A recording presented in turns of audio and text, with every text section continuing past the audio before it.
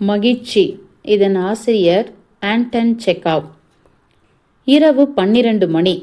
மித்யா குல்தராவ் உற்சாகமான முகத்துடனும் கலைந்த தலைமுடியுடனும் தனது வீட்டிற்குள் நுழைந்தான். அவசரமாக எல்லா அறைகளிலும் ஓடினான். அவனுடைய பெற்றோர்கள் ஏற்கனவே தூங்கச் சென்று விட்டார்கள். அவனது சகோதரி படுக்கையில் ஒரு நாவலின் கடைசி பக்கத்தை படித்துக் கொண்டிருந்தாள். எங்கிருந்து வருகிறாய் என்று அவனது பெற்றோர்கள் ஆச்சரியத்துடன் கேட்டார்கள். உனக்கு என்ன ஆனது? ஹோ, கேட்காதீர்கள். நான் இதை எதிர்பார்க்கவே இல்லை. இது இது முற்றிலும் நம்ப முடியாதது. மித்யா சிரித்து கால்கள் நிற்க முடியாமல் சந்தோஷத்தால் சோர்ந்து ஒரு நாற்காலியில் அமர்ந்தான்.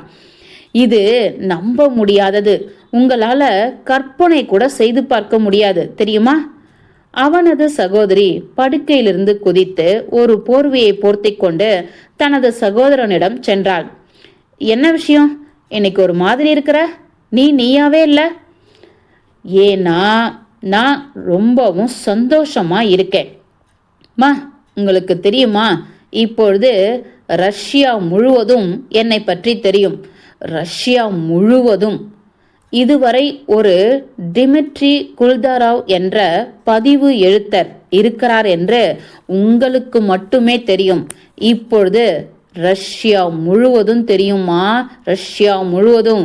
ஐயோ கடவுளே, என்னால் இதை நம்பவே முடியலையே. மித்யா குதித்து எல்லா அறைகளிலும் மேலும் கீழும் ஓடி பின்னர் மீண்டும் அமர்ந்தான். ஏன், என்ன நடந்தது? ஒன்றும் புரியலையே, கொஞ்சம் தெளிவாக தான் சொல்ல. நீங்க காட்டு மிராண்டிகள் போல வாழ்கிறீர்கள். செய்தித்தாள்களை படிக்க மாட்டீர்கள். வெளியிடப்பட்டதை பற்றி எந்த கவனமும் செலுத்த மாட்டீர்கள். மேலும் செய்தித்தாள்களில் நிறைய சுவாரஸ்யமான விஷயங்கள் உள்ளன. ஏதாவது நடந்தா அது உடனே அனைவருக்கும் தெரிந்துவிடும். எதுவும் மறைக்கப்படாது. நான் எவ்வளவு மகிழ்ச்சியா இருக்கேன் தெரியுமா? ஐயோ கடவுளே, செய்தித்தாள்களை பிரபல நபர்களின் பெயர்கள் மட்டுமே வெளியிடப்படும் என்பது உங்களுக்கு தெரியும். இப்பொழுது அவர்கள் என்னுடைய பெயரை வெளியிட்டுள்ளனர். என்ன சொல்கிறாய்? எங்கே? அப்பா வெளிரி போய் கேட்டார். அம்மா புனித உருவத்தை பார்த்து தன்னை சிலுவை அடையாளமிட்டு கொண்டார். மா, என் பெயர் வெளியிடப்பட்டுள்ளது. இப்பொழுது ரஷ்யா முழுவதும் என்னை பற்றி தெரியுமா? அதன் நினைவாக இந்த பத்திரிகையை வைத்திருங்கள். நாங்கள் எப்பொழுதாவது படிப்போம், தெரியுமா? மித்யா தனது பாக்கெட்டிலிருந்து ஒரு பத்திரிகையை பிரதி எடுத்து தனது தந்தையிடம் கொடுத்து நீல பென்சிலால் குறிக்கப்பட்ட ஒரு பகுதியை சுட்டிக்காட்டினான். படியுங்கள். தந்தை தனது கண்ணாடியை அணிந்து கொண்டார். அம்மா புனித உருவத்தை பார்த்து தன்னை சிலுவை அடையாளமிட்டு கொண்டார். அப்பா தொண்டையை செருமி படிக்கத் தொடங்கினார். டிசம்பர் 29 இரவு 11 மணிக்கு டிமிட்ரி குல்தாராவ் என்ற பதிவு எழுத்தாளர். பார்த்தீர்களா? என்னுடைய பேரு. குடிபோதையில் லிட்டில் புரோனாவில் உள்ள கொசிக்கினி கட்டிடங்களில் உள்ள பீர் கடையில் இருந்து வந்த டிமிட்ரி குல்தாராவ் என்ற பதிவு எழுத்தர். அது நானும் செம்யோன் பெட்ரோவிச்சும். எல்லாம் சரியாக விவரிக்கப்பட்டுள்ளது. தொடர்ந்து படிங்கள். நீங்க கேளுங்கள்.